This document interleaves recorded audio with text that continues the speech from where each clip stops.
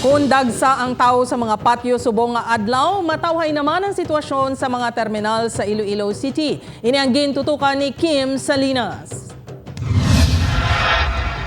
Hindi pareho kahapon nga madamo ang naghingagaw nga makapauli antes ang pista benatay. Subong adlaw, talalo pang doon nga wala sang pagdugok sang tao sa mga terminal sang bus sa Iloilo City.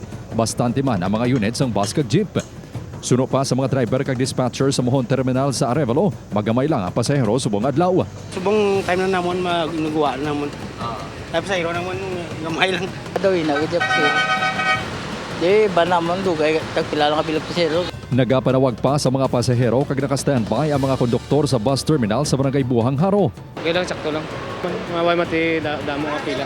May pila ka mga pasahero nga naghingagaw nga makapauli subong adlaw agod makabisita sa patio. Kaangay kay girlie nga bitbit na ang bulak kada 11 ni sa patio sa Pototan. Ay sobra gid ka importante kay banan mo amo di ang tion nga pagduha mo sa imo nga ginakanan ka ginapa ano mo gid nga palangga mo gid sila kaayo. Liwat nga ginapahanomdom sa otoridad ang mga driver nga siguraduhon nga yara sila sa maayo nga kondisyon subong man ang ilang mga sakyan antes magbiyahe agod makalikaw sa disgrasya. Upod kay Cirilo Renduque, Kim Salinas. 1 Western Visayas.